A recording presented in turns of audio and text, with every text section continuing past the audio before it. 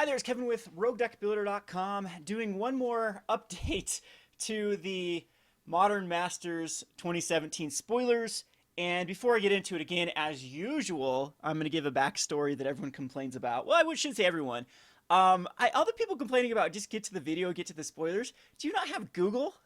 I mean, anyone can go look this up themselves. I think that people come to my videos for the commentary and what my unique perspective as kind of a casual slash competitive slash store owner.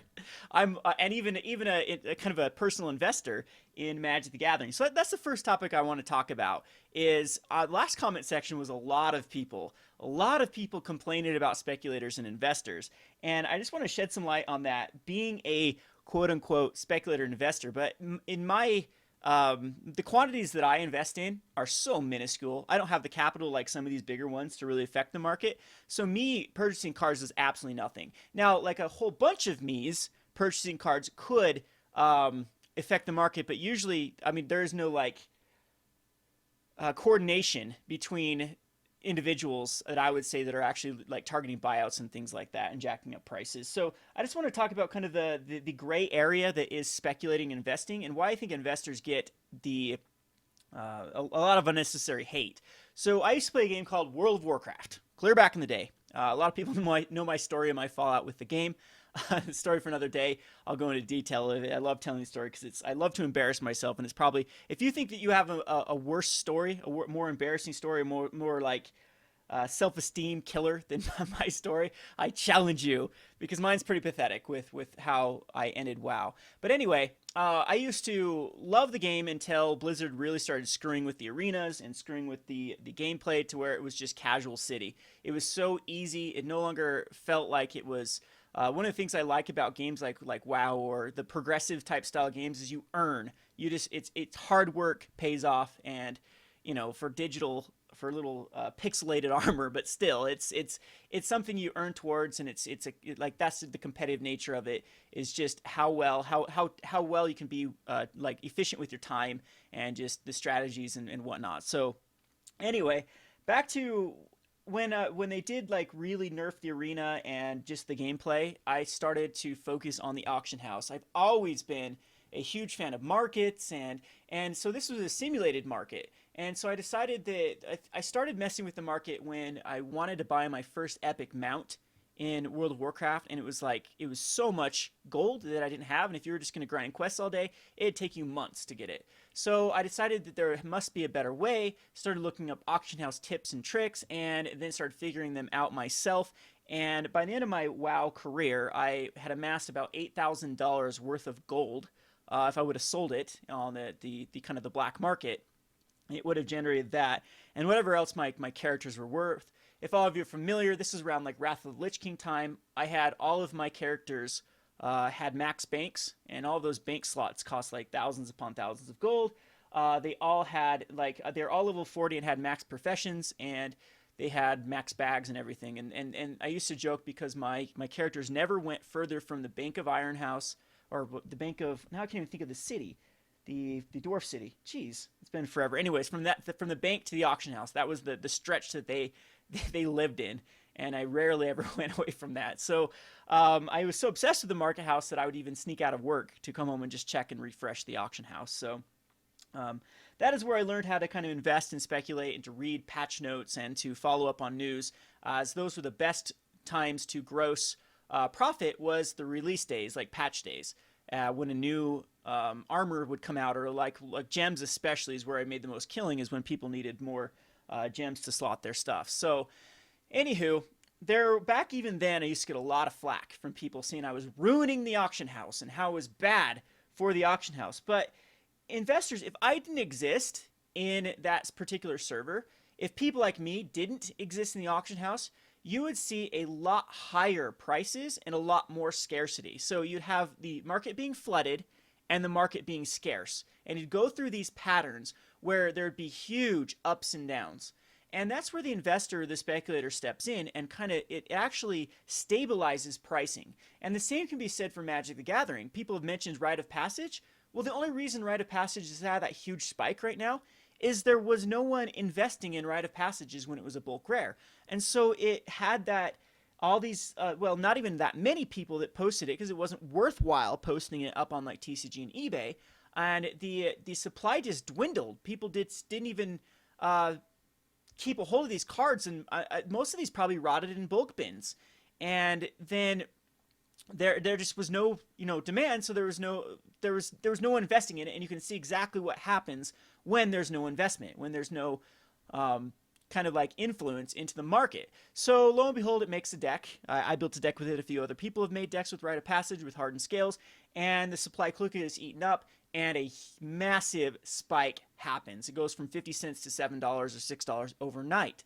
And that's kind of how you would see a lot of these trends going if there wasn't anyone that invested in it. It was only players that dictated the price of it, like the movement of cards. Now, a card can only go up as far as there is actual demand for it. Yes, there are some massive buyouts, and I've been very critical in the past because usually like the buyouts that I don't like is like, look at Inkmoth Nexus, the buyout of Inkmoth Nexus back in the day, the original buyout of Tarmogoyf, some of these other ones. It just stinks of insider trading. What I mean by that is it just that there was no reason why it should start going up unless people absolutely knew information like it wasn't being reprinted or whatnot. And so that's that. When people play the game unfairly, I agree. It's something that really negatively affects the market. But without investors, I am telling you, you would see massive swings, highs and lows. Your cards would be worth nothing until they'd be worth insane amounts of money, and then they'd be worth nothing again if it was just all buyers and no speculators that influence the market. Now, it's just something you don't have to learn by having or actually regulated markets are the worst when they try to step in and make it so that speculators and investors cannot succeed, and only like the one company and the buyers can actually have a chance of obtaining things. So I don't know. That's my little rant for the day about the comments that people have said about the speculators. Hey, we're into 7 minutes again. We'll start talking about this stuff. So I appreciate everyone that does know about supply and demand in the comment section, does understand just like the pivotal point that actually people buying cards, you cannot find cards if they're rotting in bulk bins or they have no value or people aren't investing for the future. It's just the nature of the beast. It's part of the movement, the flow of the economy of these secondary markets. So let's get into the spoilers. Holy bananas. Yeah. Well, we got the two that we were waiting for. The Tarmogoyf and the Cavern of Souls, both insanely sought after cards.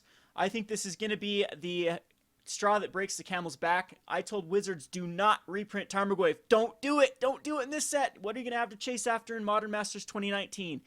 And the answer is, well, they'll have a few cards here and there, but yeah, they're not going to really have a chase card. I think Liliana and Caverns were enough for this deck to be the chase cards, and then Goyf would just be like too much over the top.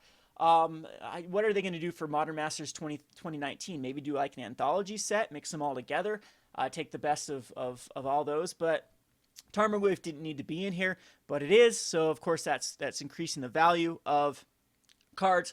I kind of like this though, because Tarmogoyf is like the epitome of a card that never had the truest demand. Like there isn't a lot more people that want to be playing Tarmogoyf in Modern than other particular cards. Now Goyf just did have a resurgence in the Death and Taxes deck running. They prefer now Tarmogoyf over like Wild Nacatl or Monastery Swift Spear, or because it makes it so the Death Shadow doesn't become like a one-trick pony of an early aggro deck. It also had this mid-range fill that you have to take care of in a massive Death Shadows later on that doesn't even need to be pumped up or go in the all-in strategy. And Tarmogoyf's the same way. It just pops out as a 4/5, gets up to a 5/6, 6/7, and it's something that you do have to take care of early, but it's also a huge threat later on, especially when you're fighting against decks like Eldrazi, the Eldrazi Tron type decks, or even Bant Eldrazi. While those creatures continue to get bigger and bigger, at least Death Shadows and Tarmogoyf can actually put up a fight versus those in the mid-range and later end games. So it has had that resurgence, but there's been periods of time where Tarmogoyf has not even really saw competitive play, and it still maintained a huge price tag. It's because investors just would continue to think that this Tarmogoyf is going to have one of those massive gains like it did in Modern Masters 1. So I laugh at them. They're getting punished.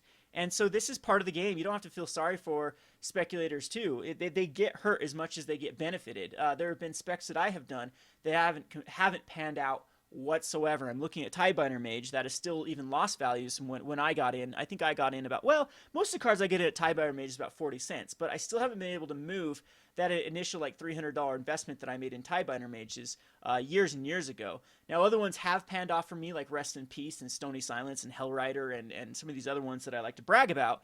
But Tarmogoyfs is a card. Tarmogoyf is a card I never touched. With I would not. I refused to. I warned people from Modern Masters 2 from really getting into it, and it continued to fall even to this day. Tarmogoyf just hit its all-time low just a few weeks ago, and then started to recover a tiny bit because of the Death Shadow and because of the anticipation that this would not be reprinted in Modern Masters 2017. Well, it was, and now they're screwed. I think Tarmogoyf can hit $75. I think actually Tarmogoyf might go lower than Liliana.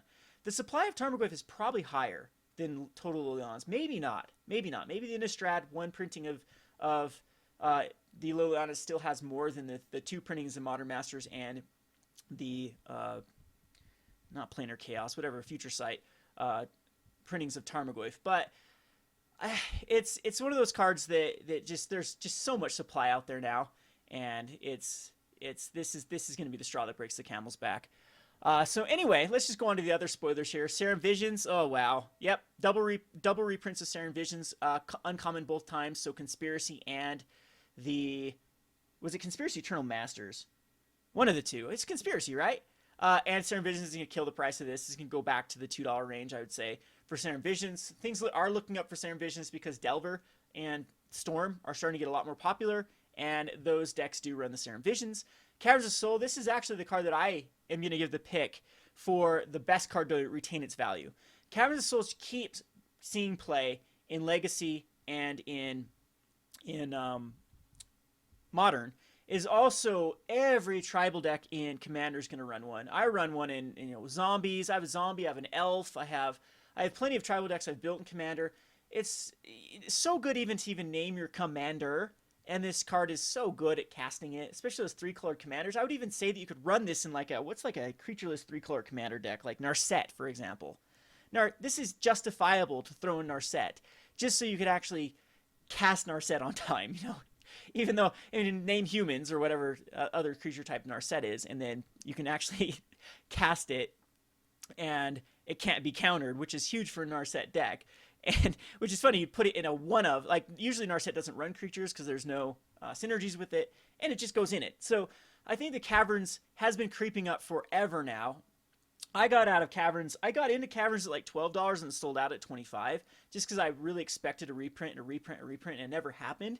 And I thought Commander decks were going to have them. I thought maybe Eternal Masters was going to have it. I thought that maybe Conspiracy was going to have it. Never did. And finally in Modern Masters it does, at a Mythic. And even though this is the ugliest artwork ever, it's still, this is a card that is going to retain its value just because the demand is truly there for this card. And it's been true demand that has been pushing it up in value for as long as it's been. Let's go into Niv-Mizzet, Dracogenius. Here's another, at this point, bulk rare. Because the supply of this card is just too high now. So it was printed in Modern Masters 1, right? And I swear another product, this one was printed in. Right, this is the one from, which is this one? Wait, is this the one from Return to Ravnica? Yeah, it is. Okay, never mind. This is the one from Return to Ravnica, and the supply of this is just huge because, was it included in the dual deck? Can't remember if this one was or the other one was. But this card, I don't think is, and it might have got reprinted in one of the Commander decks too. But anyway, this is going to kill the value because this is something that doesn't see play in any sort of competitive. It sees play in some Commander decks, but it's very hard just to jam in any old Commander decks, especially since it's a dragon that doesn't necessarily fit in a lot of the dragon tribals, because most of those are going to be like Jund. If you're going to like Scion the Ur-Dragon, yeah, this card would go in. But a lot of the other the dragon tribals, I don't think a lot of them go into blue. They're usually Jund colors. So, and this can't go in like the Kali of the Vast either. So, not a lot of casual demand for the Niv-Mizzet as much as there could be. So, I mean, it's a cool card. They didn't make it mythic, so they didn't waste one of our mythic slots, so that's nice. The Signets are good. Signets have demand in especially casual. Commander, usually every Commander deck wants one of these. Cubes love these as well. But at an uncommon, that's perfect. This will alleviate some of the demand needs, but usually these are reprinted in most Commander sets anyway, and that does it. So hugely popular in Cube and Commander. Right now, don't see any sort of competitive play. I think we've seen a Signet once in a while in the black, like the Demir Signet in like a Tesserator type strategy, but yeah, not really. All right, so Is It Charm? This is a card I was stockpiling like crazy. Now it's had a couple reprintings, just because it sees the most play in Modern out of all the charms, maybe with the exception of, no, I would say that the Is It Charm does see the most. Selesnya Charm, no. Golgari Charm does every now and again. It's been kind of outplaced with some of these other cards, but yeah, so I have so many of these Is It Charms. It does have the promo art, the FNM art on it. Tangible Virtues gets reprinted too much for this ever to really have any sort of value, so kind of a bulk. Flickerwisp, this is a really good one. So a little bit of a warning again. Stay the hell away from that god-awful product called Commander Anthologies. Don't buy it. Holy bad. I'll probably, you know what? Here, I'll say this. Do you guys want Commander Anthologies? I'll put them up when we get them. I'll put them up on my website for at cost plus donation. All right? So don't pay $165 for it. Just tell me how much you want to donate to Rogue Deck Builder. You can get it at cost. Because the whole thing is terrible. $165, Wizards? Are you kidding me? There's nothing in the damn thing. You picked the wrong decks. You picked 2 out of the 4 of the decks that were valuable. The rest of them weren't. There is nothing in those Commander Anthologies that is, besides Kali the Vast, that is worth anything. It's like $40 and it's going to kill the price of Kalia. Some of the other cards are worth, I think the next worth card is like 11. And that's just because it's just so scarce. And then the products after that is they have cards like Flickerwisp. Why I'm bringing up Flickerwisp with Commander Anthologies is now Flickerwisp, which was like a $2.50 card, $3 card, is not going to be sought after. Path to Exile was another card that was in the Commander Anthologies that might be worthwhile to pick it up. It's going to have a bunch of stuff. If you piece out the value of Commander Anthologies, it has a lot of value in it. I mean, Kali the Vast is $120 by itself, but that's including like a bunch of 25-cent cards and 50-cent cards and dollar cards that really can't be moved. And it's just like this is speaking of like things I think are going to be overprinted and just going to, a lot of local game stores, like I said in my last video, just can get screwed because they get stuck with a bunch of Commander Anthologies. This is it. So a lot of what I'm trying to make the point here is a lot of the stuff that was attractive with Commander Anthologies is being reprinted in Modern Masters 3. So I'll probably try to save a few for my local game store if anyone wants to be stupid enough to buy it. But I'll probably put it up on roguedeckbuilder.com for cost plus donation. So if you can make the shipping, the cost, and I'm going to do this a lot. Like, you know what? It's like Wizards has completely, you have to go through distributors now, through Wizards for Modern Masters 3. So it's really giving a huge perk to distributors, which is fine. I mean, you know, distributors are a huge part of distribution for Wizards, but they're really cutting the local game store out of this. And I mean, it's just a matter of time before I think distributors will jack up the price of Modern Masters. If they can, they will. I don't think they have any sort of contractual agreement to keep prices at a certain price. So I mean, it's just if this is the new age where I have to be a mass eBay seller or I have to be like compete with mass eBay sellers, I think maybe I'm just going to go that route. Start being like a community store. Like start giving people insane deals. I mean, my Modern Masters boxes were lower than eBay at one point. And I think that's kind of the future of just giving back to the fans. So if you're interested in Commander Anthologies, let me know. We'll try to do cost plus donation. And don't quote me on that because Zach might veto me. But I'm not interested in the product. I looked at it. I'll do a whole Market Monday video of it, of why it's such a bad investment and why I think so many people are going to get stuck with them, of the Commander Anthology. It is plain Chase Anthologies all over again. Not enough value for their horrific MSRP of $165 for 4 Commander decks. So they want to charge more than the original printing of the. Usually when you buy stuff in mass, if you buy stuff you get a discount, not the other way around. You don't pay more than what the original MSRP was for the decks. It's like, because Commanders are what, $40 and there's 4 of them, so that would be 160. So they're trying to get 165. Yeah, ridiculous. All right, now we'll get off my ranting here. Flickerwisp, though, is a really great reprint. So is Blade Splicer. It's been creeping up. Blade Splicer has a special place in my heart because I did tell a story about how I've been a broke-ass player, Blade Splicer was the card that got me back into Magic. So let me just get a little bit of story time. Jesus Christ, I know you guys are sick of me doing story time after story time, but maybe that's the appeal of watching my channel. Take a breath, Kevin. I played pretty religiously. Let me give you just the back view, the TLDR version. I had a relationship with a girl, 3-year relationship.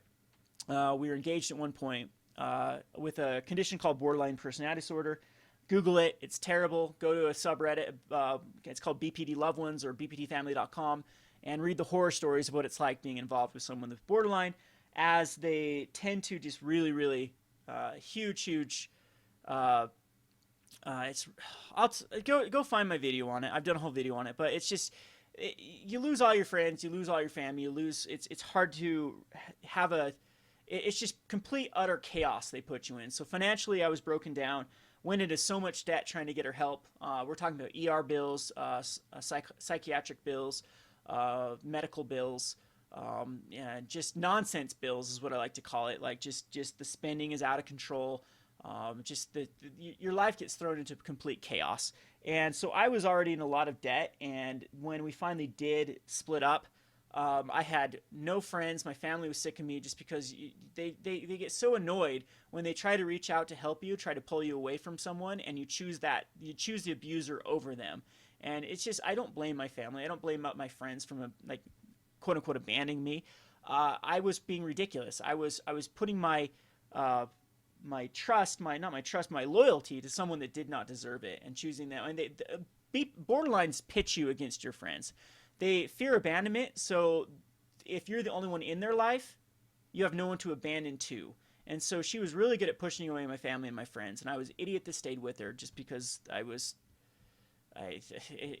again, go watch that video. I'm not going to get into it too much. So anyway, that was the position I was in when I started replaying Magic the Gathering. And I got really into it about Mirrodin Besieged, I think is when I restarted in Magic. I played Magic since I was a kid, 5th grade when it came out. So Revised Edition is when I started, but it's been off and on, and I never really played the game until about Mirrodin Besieged. And so Mirrodin Besieged comes out, and I start getting back into Magic with this little money here and there that I'm still paying down debt, but I still probably paid too much into Magic than I should have. I should have been, focused more on paying into debt. But I had a lot of old cards as well. I had some Lion's Eye Diamonds from when I was a kid. I had Dark Confidants. I remember I spec'd into Dark Confidants during Return to Ravnica and then just forgot about it. And, quit the game and forgot that I had Dark Confidants. So then when I picked up my binder, I had like 16 Dark Confidants, for example. And so a lot of these things allowed me to get back in the game. And I was just like I remember like days that I would start in Provo, Utah. So I'd start at this store in the mall in Provo, Utah and trade for an hour. Then I'd go to Orem and trade for an hour at the next store. Then I'd go to Sandy, or if people are familiar with the Salt Lake area, I'd go to the Sandy area to a store there and trade there. Then I'd go to Haster's in Midvale and trade there. And then I'd go to South Jordan and trade there. And then I'd go to Epic Puzzles Games and trade there. There would be days that all I'd do is just power trade. And what it led to is it led me going to a collection that was worth about $8,000 just by making savvy trades and savvy investments. Well, lo and behold, like what ended up happening was my dog, which I consider my divorce dog. It was the dog that my ex had to have, where we were living in an apartment at the time and we couldn't even have a dog. And being what borderlines do best is she went and adopted a dog without asking me, without asking our landlord, and we ended up getting kicked out and having to find a home. And then when the relationship ended, of course she couldn't handle a dog. She's irresponsible, and her dog became my dog, and I was very attached to that dog, my Koopa Troopa. And when he was 6 years old, he got cancer. And so I went to sell my collection, my $8,000 collection, to get him the funding he needed. What he had is a tumor that was blocking his large intestine, and so he was unable to digest food. And it was the saddest thing in the world watching your dog starve to death. And so I put together money. Like, I put together all my cards as I go sell them to get this surgery done to remove this. We didn't even know if it was malignant or not. But at that point, the dog was everything. I was going to try everything possible to save the dog. And I had all my collection in my car. And just the stress of everything, I just came home, parked it in my driveway. So I have a driveway and a small fence that encompasses the driveway. And I must have either, I think I left the passenger side door open or just unlocked, forgot to lock it, and the next morning, and forgot to bring the cards in, just, under the stress of everything. And actually, what I think it was, I actually left a window cracked. That's what it was, because I had the window cracked while had the dog in the car. And when I was, going to different vets and things like that or different stores to price things out. And someone must have noticed the window cracked, hopped the fence, reached in, unlocked the doors, and stole the backpacks that the collection was in. So I lost $8,000 worth of cards. It was devastating. Thankfully, I was able to get the surgery done. I had some very supportive parents, very supportive family that helped me out in my time of need. Long story short is my dog ended up having the surgery and then dying 2 days later. He was too sick at that point probably to survive the surgery, and it was just devastating that I at that point I just felt like the world was out to get me. And then so I just swore off Magic. I decided I was never going to play Magic again. Screw it, how can you go back to playing Magic after you've lost everything? And I was in a bad place. So my friends just said, hey, come play the Avacyn Restored pre-release. I played it. I got a Restoration Angel, I think was one of the pre-release things, or maybe it was launch day or something. And then my friends bought me an intro pack.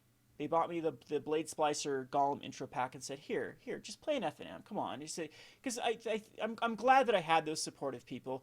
And so I decided, okay, well, I'll just upgrade this in a budget version. And I put this Blade Splicer here, bought some Master Splicers, and I also bought was it the Vital Splicer? Yeah, it was the Vital Splicer. So here's my deck. So this was my deck that got me back into Magic. And it was, the deck came with like a Blade Splicer and a Birthing Pod, and they were both dirt cheap at the time.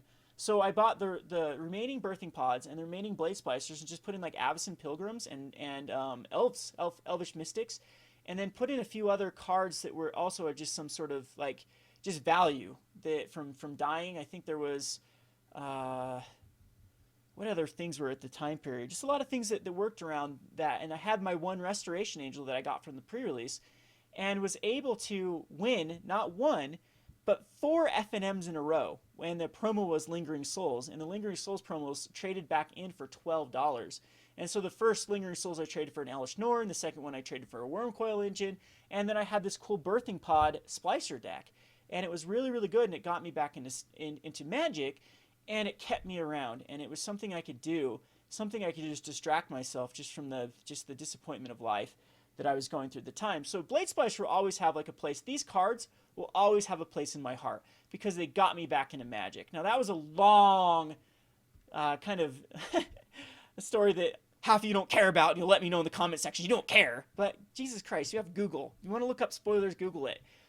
So anyway, that's why I'm happy these cards are reprinted. They weren't in the last one, and I love these cards. I love the Splicers, and just memory lane is going to be fun drafting this archetype and trying to put it together. Even have a Flicker Wisp, so I have Restoration and Flicker Wisp and a few other Flicker cards to just flicker these cards like crazy. So anyway, I'm happy for that, just for the nostalgia. Whew. All right, Fiery Justice. He's playing every now and again. I know that Glittering Wish decks, sometimes they'll put a one of in the sideboard so they can tutor up Fiery Justice.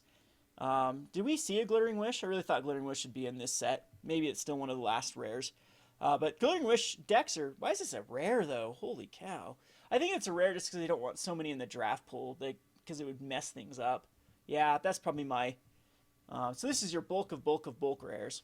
Cruel Ultimatum is kind of cool. Cruel Control hits every now and again in the format. And when Grixis gets better, Cruel Control might actually get better. So it has a huge value if you actually can cast this. Target opponent sacks a creature, discards 3 cards, loses 5 life. You return a creature, draw 3 cards, and gain 5 life. Huge swing with Cruel Control. And then, of course, you can Snapcaster Mage it back for even more mana later on. And it's just insane value. Compulsive Research, this is where we're like, how in the world are we going to get flashback? There isn't a lot of like Dredge type cards. Well, we're starting to see them, Compulsive Research. So now you can probably run a Grixis Dredge or Grixis Unearth deck in the format quite easily with the mana fixing. This set is going to be super fun to draft. So hopefully that, I guess that's the good reason that they're printing this set into oblivion, is people actually will get to draft it rather than just the stores hoarding this, and just the collectors buying it out before the drafters or the players can actually play it, like what happened with Modern Masters 1. Also have Inaugural Bolus, which is now a great Flickr based card. So anywho, I hope you enjoyed this video. I'm like, maybe I should retape this. I rambled like crazy to get through like, what, 20 cards?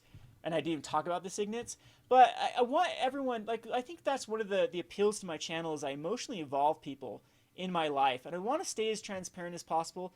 I want to just, let people know my perspective on things. And I want to know your perspective.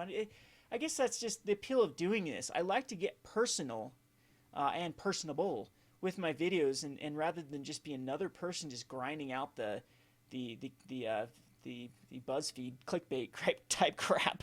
If you search spoiler videos, everyone's done one, and then it's like, cool, atomic wave, cool, Caverns of Souls, can't believe it. And they don't really add value to the discussion. So I think that's kind of what sets my channel apart. Is I try to, the value is just my experiences, my nostalgia, my insight into cards. So I hope you enjoy it. If not, maybe this channel is not for you. Maybe I'm not the right guy to be spoiling these cards. But appreciate all of the support again. The comment section, man, all the people that have my back, you're the greatest. You are the greatest. I was gonna unveil this later, but I'm having Greg work on a thing called a customer appreciation map. Not a customer, a subscriber appreciation, or just like fan appreciation map. We're gonna give out one once per month. It's gonna be custom towards you, the winners of that. So I'll just try to give it out to some people that have been going above and beyond, just really helping the brand, sharing my videos, commenting on the videos, just really have my back. Because there's some days I wake up, I don't know why I take negative criticism so poorly. I'm getting better at it, but sometimes I'll see like this really asinine comment, and it will just really bug me. That it's like they're completely misrepresenting what I'm trying to portray, and then attacking me or criticizing me for it. And it gets very tasking wading through the comment section, where people don't even watch the damn video. They just make a comment based upon either the title or like the first paragraph of the verbatim. But anyway, I appreciate everyone that's had my back, all the support that I've had. I know I've been terrible with getting back with deck lists. I do read your deck lists a lot of times. I'm not telling you how many deck lists I receive on Facebook, on even on like apps that I'm a part of. It was funny because I used to say that even Puka Trade, people would message me their deck list. First of all, I don't think I'm the right guy to fine tune your deck list. I'm a brewer. I'm not a fine tuner. And second of all, it just usually when I get like 10, 15 deck lists, I don't have the time to really review them and give them personal responses. So then I start feeling like an ass, not being able to get back to everyone. And like, well, and it's almost like, why did I play favorites with this one? Why is this person? So then it just gets me this mood, like, I'm not going to do any of them. So if you haven't sent me a deck list and you've never received a response back from me, I apologize. I just don't have the time to do so. And again, I don't think I'm the right guy for it. But I appreciate the emails nonetheless, and I appreciate the support, and I appreciate that you think of me as someone that is worthy of your advice. So anyway, kudos to you. This has just been, after this month of actually putting full effort, well, not quite full, but a lot more effort than I usually do in the YouTube channel, and just seeing the response and seeing the outreach and seeing just everyone just rally behind it has been awesome. And anyway, just from the bottom of my heart, I thank you for everything. Kevin with RogueDeckBuilder.com. Thanks for watching.